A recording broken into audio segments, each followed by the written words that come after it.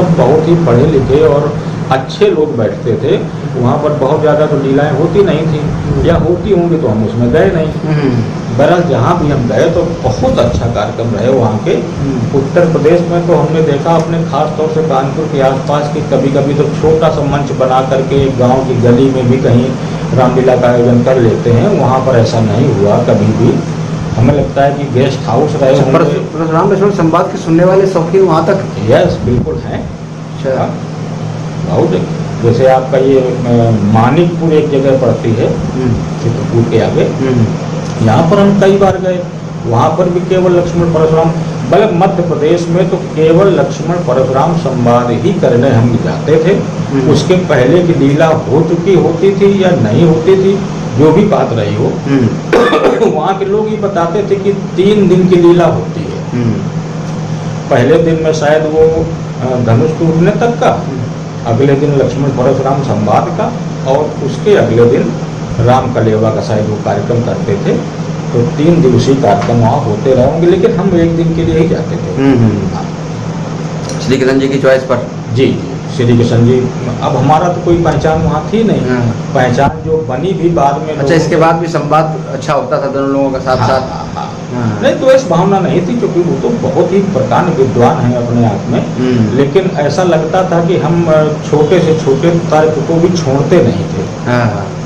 दूसरा हम नाम लेना चाहेंगे डॉक्टर राजेंद्र जी त्रिपाठी का।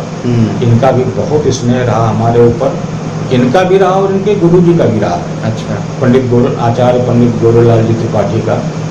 उन्होंने, वो रायपुर के रहने वाले थे और उनकी भी पसंद में हम आते थे। अच्छा। हाँ, तो कई बार उन्होंने अपने कार्य, क्योंकि अभिनय वो भी बहुत ही सीमित करते थे परशुराम के, लेकिन उन्होंने कई बार ऐसी अपनी चॉइस रखी लोगों के सामने कि अगर अनिल अवस्थी को ला सकते हो तो ले आओ, तो हम अभिनय कर देंगे। लक्ष्मण का अभिनय करा? लक्ष्मण का अभिनय करा। अच्छा। हाँ, ये राम के अभिनय के लिए कभी ऐसी स्थितियां नहीं आई। लक्ष्मण का अभिनय ज़्यादा पसंद किया गया, इसका मतलब आपका? हाँ, शायद ऐसा होगा। उस समय लोग कहा करते थे कि उमा बाबा हैं, उमा बाबा का अवसान है, तो अनिल अवस्थी चलो तैयार हो गए। तब हुआ ये कि हमारी चूँकि रुचि ये थी कि हमको लग रहा था कि कहीं कोई राजकीय सेवा मिल जाए, तो इधर हमारा झुकाव हो गया। तो फिर अभिनय की तरफ हमने ध्यान देना कम शुरू किया।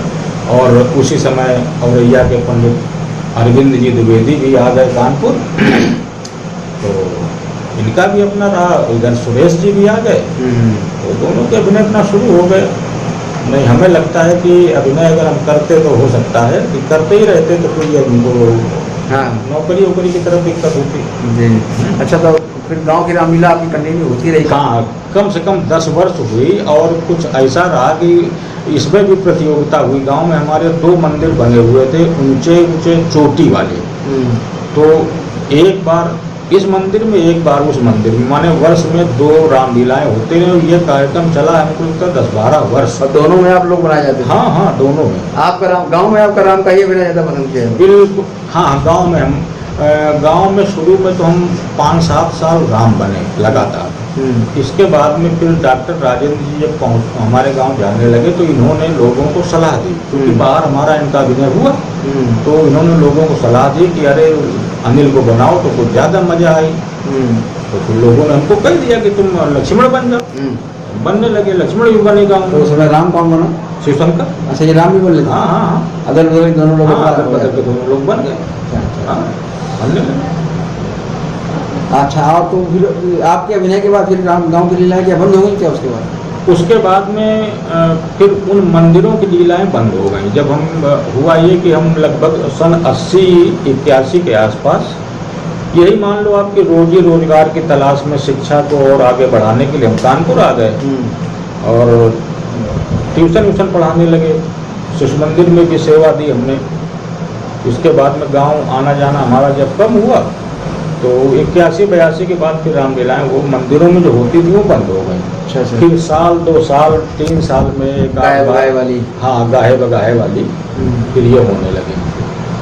उसमें भी हम बुलाए जाते थे, वहाँ भी गए।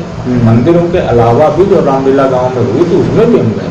अभिनय मतलब आप ही लोग होते रहे हाँ, यहाँ हाँ। पर करनी है तो कार्यक्रम बना तो उनसे बुला ले उनको कहाँ हाँ है। हाँ हाँ, खबर कर देते थे। हाँ।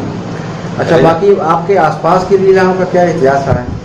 कहाँ कहाँ रही लीलाएं होती रही? हमारे गांव के आसपास में जैसे ऐतिहासिक रामलीला होती रही, बहुत पुरानी कोरथा। कोरथा में हमें लगता है कि वो जो सतवारी अमावस्या होती है शायद उसी के आसपास होती थी। और बरईगढ़ एक जगह थी, वहाँ भी सर्दियों में होती थी। सेमर झाल एक जगह है नरवल के पास में, टंस के पास, तो वहाँ भी होती थी। और यही मुख्य लीलाएं थी जो प्रतिवर्ष होती थी।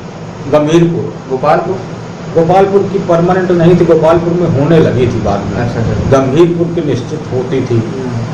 चैत्र के नवरात्रों में सप्तमी अष्टमी को गंभीरपुर। अच्छा।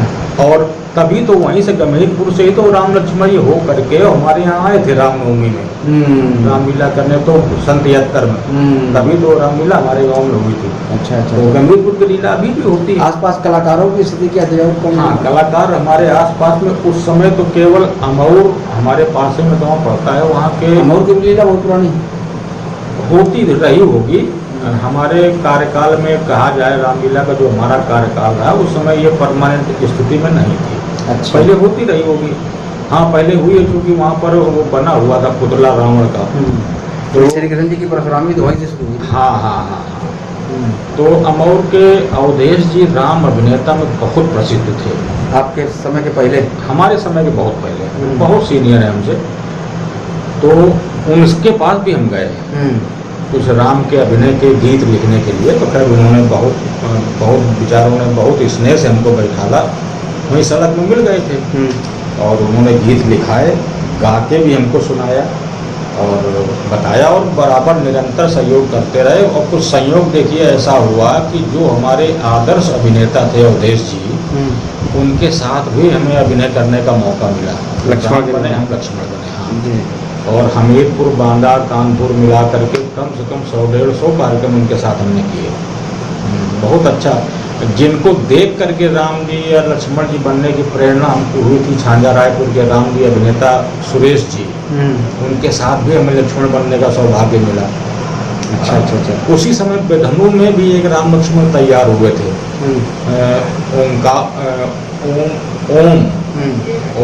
ओम तो यही है, राम बनते थे, उनका भाई बनता था लक्ष्मण। तो भाई तो कहीं उस समय लापता हो गया था, बाद में पता चला कि दिल्ली में नौकरी कर रहा है। यूँ इनकी भी जोड़ी टूट गई। मनावन में भी होती थी रामलीला। ओम जी हैं वो? ओम जी हैं, ओम जी व्यास गद्दी करते हैं। कहाँ रहते हैं? बेधनु के रहने वाले। रहते प्रॉपर? हाँ, प्रॉपर बेधनु में रहते हैं। अच्छा अच्छा। और कलाकार एक तो ये बिरार वाले थे?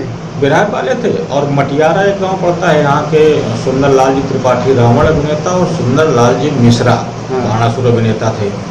उसमें से सुंदर लाल जी त्रिपाठी रावण अभिनेता बहुत सुविख्यात थे। मिश्रा जी, जो सुंदर लाल जी मिश्रा बाणासुर अभिनेता थे, वो तो दिवंगत हो गए अभी 3-4 वर्ष पहले। दिवंगत हो गए? हाँ, दिवंगत हो गए वो। अच्छा। सुंदर लाल त्रिपाठी रावण अभिनेता हैं। हाँ वो हैं। तो उनके लड़के भी जो लक्ष्मण का अभिनय करते थे? हाँ, पूत नाम था। हाँ, वो लक्ष्मण बनता था। वो आपके गांव में संतोष जी बाणासुर? वो हमारे भाई थे, वो केवल हमारी वजह से उनको वो तैयार हो गए थे। अच्छा। उनका रंग रूप कद काठी बढ़िया था। हाँ। तो उन्होंने गीत तैयार कर लिए थे। और जब हमने अभिनय बंद किया तो उन्होंने वो भी किए आसपास? हाँ, उन्होंने भी 150 मंच किए। बाणासुर के रूप? कठुई एक गांव है वहाँ के, प्रमोद कुमार द्विवेदी उर्फ पम्मू, आप जानते होंगे, तो पम्मू कठुई के रहने वाले हैं। हाँ। और हमारे ये लड़कपन के मित्र हैं। हमको लगता है सन 76 आते आते जब हाई स्कूल में हम थे तो काफ़ी चर्चित हो गए थे हम लोग। तो 76-77 से पम्मू हमारे घर जाने लगे थे गांव साढ़, और रुकते थे 10-10, 5-5 दिन। और ये सेन पश्चिम पारा पड़ता है, यहाँ पर रामू सिंह पहले उस समय बाणासुर बनते थे ये, फिर बाद में बाणासुर का अभिनय ठीक ठाक हो नहीं पाया तो फिर जनक बनने लगे। जनक में तो खैर अच्छा उन्होंने, जैसा वो कहते हैं कि अच्छा नाम कमाया उन्होंने। तो इस तरह से ये आसपास का मामला। मझावन में भी एक थे शायद कृष्ण कुमार जी वाजपेयी, वो राम अभिनेता थे, मझावन के प्रॉपर रहने वाले। उनसे हमारी आमने सामने मुलाकात कभी नहीं हो पाई। चर्चा सुना करते हाँ, चर्चा सुना करते थे। अच्छा अच्छा। तो अब ये आपने एक तरीके से 73 से लेकर के 88 तक एक तो लगभग पूरा तरह से इन्वॉल्वमेंट रहा। हाँ हाँ, लगभग कितने मंच पे अभिनय किया होगा राम और लक्ष्मण का मिला के? मिला के हमें लग रहा है कि लगभग 1000 से ऊपर होंगे। अच्छा, मतलब काफ़ी तेजी से जितने हाँ, दिन है। बहुत बताया तो कि लगभग 8-10 वर्ष 100 मंच का प्राय प्रतिवर्ष का एक हाँ, उसी तरह कम से कम पूरी तरह से। ये हमको लग रहा है कि 1000-1200 भी हम बहुत संकोच में कह रहे हैं कम। हमको लगता है इनसे भी संख्या ज़्यादा होगी। अच्छा अच्छा। आप कोई ऐसा तो याद तो किया नहीं, लिखा पढ़े तो कोई ऐसी, लेकिन ऐसा लगता है कि ज़्यादा होंगे। अच्छा, उस एक क्या एक्सपीरियंस रहा इतने दिन की रामलीला का आपका? जो आकर्षण से थे आप जुड़े थे रामलीला से जी। देख करके, जाने के बाद क्या वही चीज़ हाँ थी? हाँ, देखिए, हाँ, हमारे रामलीला का जो आकर्षण था वो केवल राम लक्ष्मण के स्वरूप को लेकर के था। शेष कलाकारों को न तो हम जानते थे कि कितने कलाकार होते हैं और ना हमको कोई लेना देना था। तो गए तो 2-4 वर्ष तो हम केवल उसी अपने उत्साह में लगे रहे कि हम राम लक्ष्मण का स्वरूप बनते हैं, और मन में ये प्रेरित होते रहे, जिसको कहते हैं सेल्फ मोटिवेशन, स्व प्रेरणा हमारे में ये रही कि हमको राम जी का अभिनय हम करते हैं तो न ज़्यादा व्यवहारिक रूप से तो कम से कम मानसिक रूप से तो हमको राम बने ही रहना है। तो वो थोड़ा सा संयमित रहे हम। बाद में फिर समझ, अच्छा, उम्र भी ज़्यादा नहीं थी, 11-12 वर्ष की उम्र थी। फिर जब 2-4-5 वर्ष हो गया तो हम कुछ समझदार हुए, हमको समझने लगे दुनियादारी। तो हमको लगा कि यहाँ पर भी बड़ा एक तरह से अच्छा माहौल नहीं है। तो हमने अपने आप को सीमित रखा कुछ ही लोगों तक। अच्छा अच्छा। जो हमारी निगाह में अच्छे अच्छे लोग थे उन्हीं तक हम सीमित रहे। जैसे पंडित इंद्रनारायण जी मिश्र जी का हम बार बार नाम लेंगे, राम प्रसाद जी मिश्र का हम नाम लेंगे बार बार। एक उसी टाइम पर एक लक्ष्मी भैया थे हमारे बकेवर के रहने वाले, फतेहपुर के, बहुत अच्छी ब्यास गद्दी में, बहुत अच्छा उनका स्वर और स्वरूप दोनों बहुत अच्छे थे। एक अमोर के ही हमारे छुन्ना चाचा ब्यास गद्दी में बैठते थे। तो ऐसे अच्छे अच्छे लोगों के हम संपर्क में बने रहते थे अपने आप को। हमको लगा कि इनके संरक्षण में हम रहेंगे तो हम सुरक्षित रहेंगे। इधर पिताजी का जो अनुशासन था वो हमको तम्बाकू माकू तक भी खाने की अनुमति नहीं देता था। हम बहुत भयभीत रहते। कभी अगर छठे छमाहे हम पान खा लेते तो हमको याद है कि पिताजी के भय की वजह से हम गांव के पास नारिया में आके और बालू से अपने दांत साफ करके तब घर जाते थे। हमको लगता था कि पान खाए अगर देख लिया तो डांटेंगे जरूर। तो इस तरह से उन जो प्रचलित बुराइयां थी उस समय रामलीला में शुरुआतें हुई होंगी शायद, तो हम बचे रहे और हर तरह से बचे रहे। बिल्कुल हम इसमें तो हम प्रभु राम को साक्षी मान के कहते हैं कि हम हर तरह से इस तरह की जितनी भी बुराइयां थी उनसे हम अपने को बचाए रहे। और हम क्या बचाए रहे, हमारे पिताजी का अनुशासन, उनकी प्रेरणा, उनका आशीर्वाद हमको बचाए रखा वहाँ से। लेकिन अब हम महसूस करते हैं, अब क्योंकि तब की उम्र में अब की उम्र में बहुत फर्क है, अब हमको लगता है कि कैसे हम बचे रहे। अब ये हमको एक प्रश्न उठता है कि कैसे बचे रहे। अब बहुत ज़्यादा उसमें हम नहीं कहते हैं, बुराई नहीं करना चाहिए, प्रभु राम का गुणानुवाद होता है, लेकिन है बहुत ज़बरदस्त बुराई उसमें। हमको लगता है कि अब कोई भी मंडलाधीश नहीं है, कोई भी केवल राम अभिनेता नहीं है, कोई भी केवल परशुराम अभिनेता नहीं है। हाँ, ये सब स्थितियां हैं इस समय हम महसूस करते हैं। और बड़ी बुराइयां, नशेबाजी तो नंबर 1 पर है।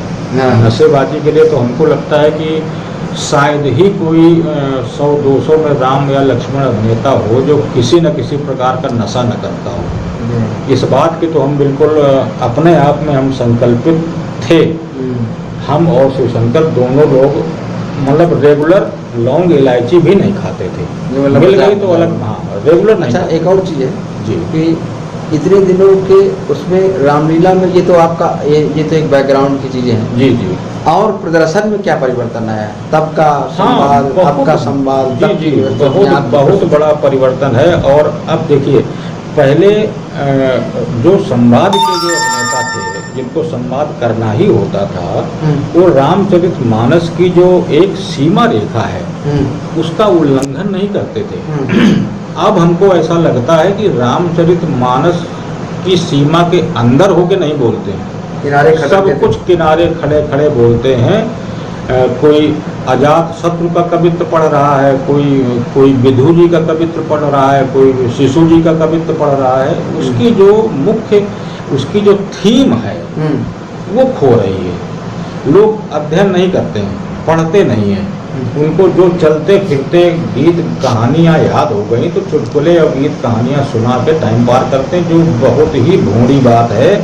और ये हम बिल्कुल स्पष्ट कहेंगे इस बात को कि रामलीला के कलाकारों के लिए ये अपने पैर कुल्हाड़ी मारना है। भाई वो तो चलते फिरते कोई भी 10-20 गीत याद करके वो कहीं भी खड़ा होकर बोल लेगा। इसीलिए हमने महसूस किया है कि राम और लक्ष्मण अभिनेता, परशुराम अभिनेता हजारों की संख्या में हो रहे हैं। ये जो रामलीला का दौर इतना लंबा आपका सफर एक काफ़ी रहा, इन्वॉल्वमेंट भी अच्छी ढंग से रहा, तो उस समय की और जब आपने बंद किया तब और आज, ये 3 बिंदु हैं आपके पास में, बहुत बड़ा किस तरह का अंतर है इस स्तर में? अंतर एक तो व्यवहारिकता में आया, जो जिस आम जनता को, हम आम लोगों को अपना अभिनय दिखा करके, और कोशिश ये करते हैं कि लोग हमको पसंद करें, और अगर हो सके तो उनका मनोरंजन तो खैर होना ही होना है, और अगर हो सके तो कुछ 2-4-6% बातें जो रामचरितमानस में संस्कार की बातें जो लिखी हुई हैं उनका असर जनता में पड़े। तो अब हम ये महसूस कर रहे हैं कि जनता से और अभिनेता के बीच की जो घनिष्ठता होनी चाहिए उसमें बड़ा फर्क आया है। अभिनेता के अभिनय से आम जनता प्रभावित नहीं हो रही है, उसका रुख बदल गया है। वो उसको नृत्य और डांसरों पर ज़्यादा रुचि हो गई है। इधर हमारे मंडलाधीशों की भी बहुत बड़ी गलती ये है कि आम जनता को संतुष्टि देने के लिए वो मंच में 5-5, 6-6 डांसर, पुरुष और महिला दोनों को मंचन में उतार रहे हैं। तो अब डांसरों के आगे लोगों को जो सम्मान राम जी, लक्ष्मण जी, परशुराम जी, जनक जी आदि लोगों को, व्यास जी, इनको जो जनता से या कमेटी से जो सम्मान मिलना चाहिए वो बिल्कुल न्यून से भी न्यून, यानी शून्य स्थिति में लगभग पहुंच गया है। तो और मंडलाधीश भी केवल अपना मंडल बांध करके और पैसा सीधा करने के चक्कर में रहते हैं। और ये हम तो फिर कहेंगे कि अपने पैर कुल्हाड़ी मारने वाली बात है कि जिस लीला मंचन को लेकर के और एक अच्छा उद्देश्य लेकर के इसका संबंध रोजी रोजगार से भी है, ये कितने दिन चल पाएगा? स्थिति बहुत जल्दी हमें लगता है वो आ जाएगी कि रामलीला बंद हो जाएगी और नृत्य लीला केवल शुरू हो जाएगी। तो नृत्यकारों के अलावा जितने भी अभिनेता हैं सब घर बैठ जाएंगे। ऐसा हमें भयावह स्थिति दिखाई। इस तरह से भविष्य कैसा है रामलीला का? रामलीला का भविष्य इन स्थितियों में तो हमें बहुत अच्छा नहीं लगता है। जब तक हम जो हमारे संयोजक हैं, कमेटियों को भी हम मोटिवेट करें कि कमेटी ठीक है, कमेटी डिमांड करती है कि भाई डांसर फला डांसर लाइए और 4 डांसर ले आओ, 2-3 महिला डांसर भी ले आओ। तो ये हमारा आप सबका ये फर्ज है कि उनको हम समझाएं कि नहीं भाई, राम जी की लीला है तो इसमें जो आवश्यक है, जितना भी नृत्य का भाग उतना ही हम इसमें प्रदर्शित करेंगे और इससे ज़्यादा हम नहीं लाएंगे। क्योंकि नहीं तो रामलीला में इस तरह के आगे रामलीला बंद हो जाएगी क्या?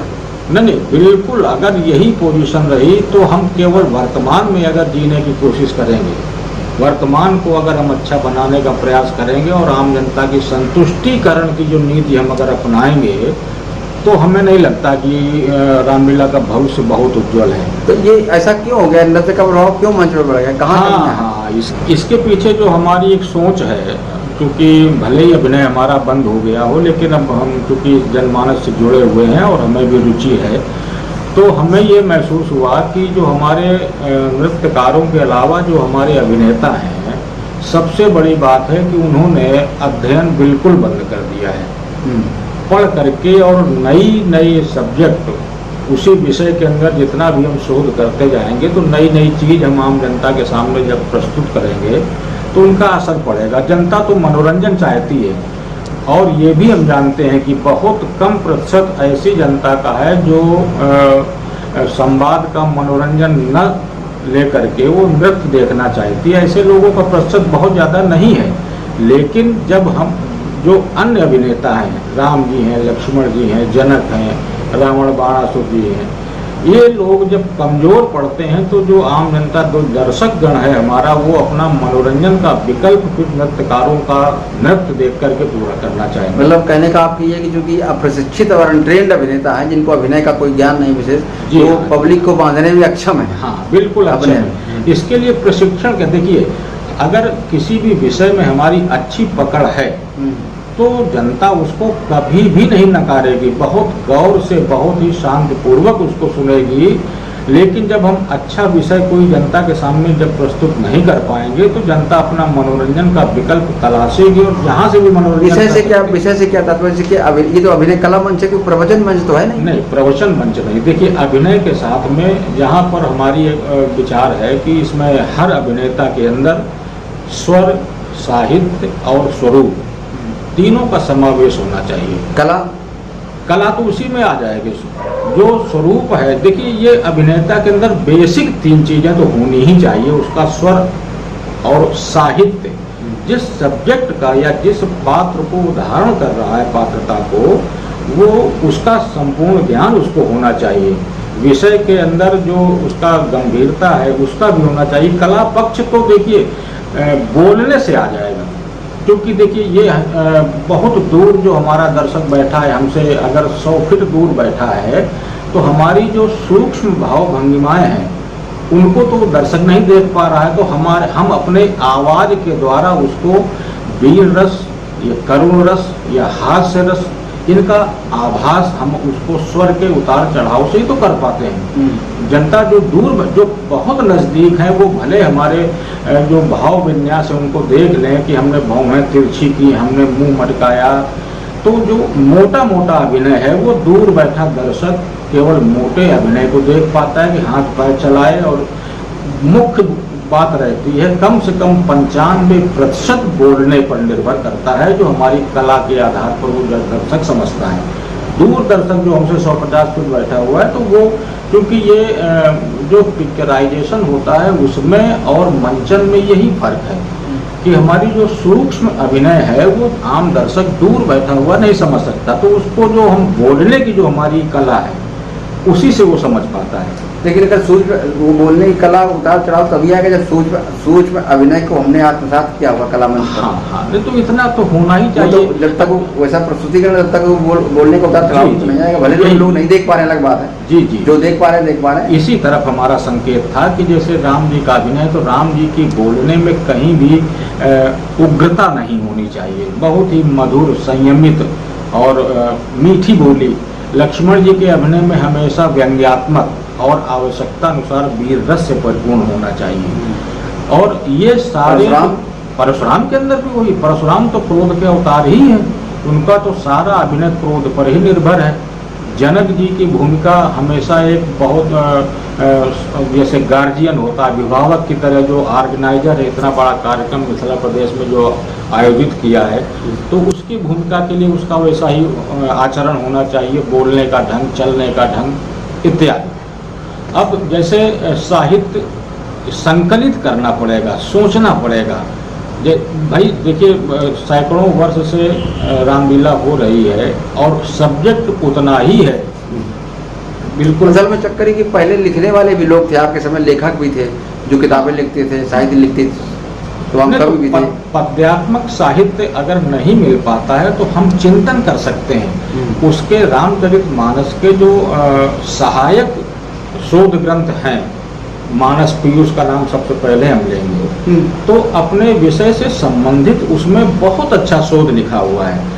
तो उसका जब अध्ययन किया जाएगा तो हमें इसका ज्ञान होगा कि हम लक्ष्मण की भूमिका में खड़े हैं, बोले परस धरई अपमाने, केवल इतनी अर्धाली दी हुई है, तो इसका विषय कितना बड़ा है और क्या क्या हम इसमें बोल सकते हैं, हमारी सीमा क्या है, बोलने का उद्देश्य क्या है, ये सारा कुछ ये बिना प्रशिक्षण के।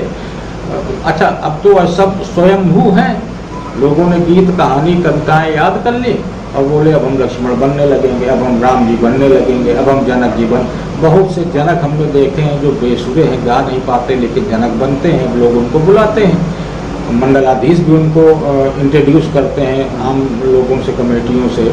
कुछ न कुछ तो भला होगा दोनों पक्षों का। अच्छा, जो प्रारंभिक दौर रामलीला का रहा पहले, आपके भी पहले, काफी जी, पहले, जी। उस समय तो मंडली में प्रशिक्षण होता था, रिहर्सल होता था, सुबह रिहर्सल होता था, शाम को क्या प्रशिक्षण। हाँ, हाँ। ये तो बंद है, इस समय कहीं हो नहीं रहा है। बिल्कुल कहीं नहीं, ये हमने सुना है, यद्यप हमें साक्षात्कार और वहाँ उस मंडली के तो आपकी अपनी तैयारी कैसे हुई थी, केवल यही पढ़ करके? हाँ, हमने शुरुआत में तो गीत कविताएं अभिनेताओं से संकलित किया, और फिर हमारा प्रयास ये रहा कि हम ज़्यादा से ज़्यादा जान सकें। ज़्यादा से ज़्यादा जब विषय का जानकारी हो जाएगी और बोलना, अच्छे अच्छे शब्दों का चयन, ये अच्छे जो गुणी लोग कलाकार थे उनके शब्द हम। अभिनय कहाँ सीखा? अभिनय करना हमने पिताजी ने रिहर्सल कराया। पिताजी ने जो अभिनय की बारीकियां थी, क्योंकि पिताजी भी हमारे उस समय गांव स्तरीय जो रामलीला के कार्यक्रम होते थे उसमें पिताजी भी हमारे अभिनेता थे।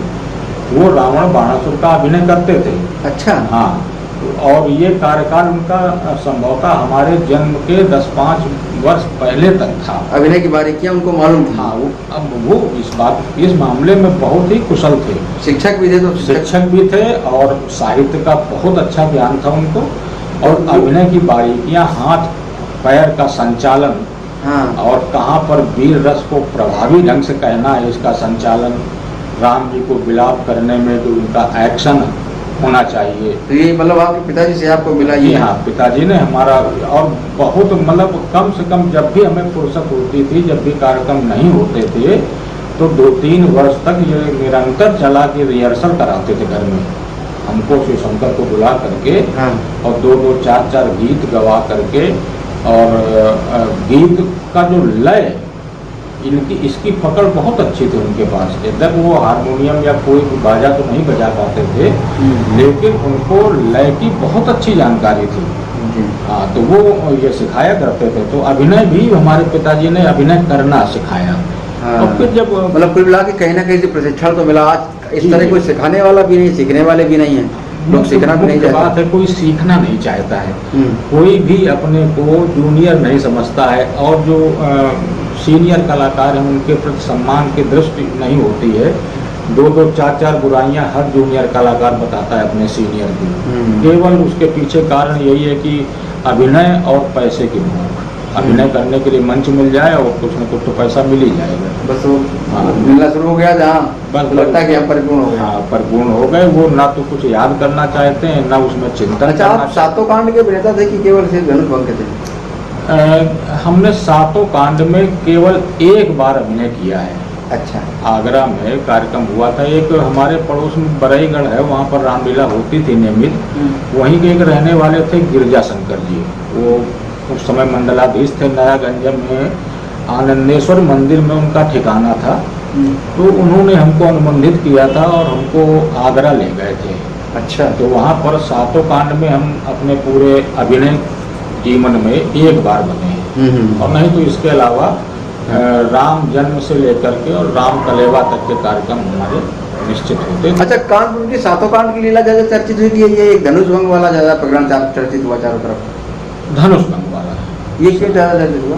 देखिए, इसमें समय और धन दोनों कम लगते हैं। सातों कांड की लीला यानी दशहरा कराने के लिए पैसा भी ज़्यादा चाहिए, उसकी व्यवस्था भी ज़्यादा चाहिए।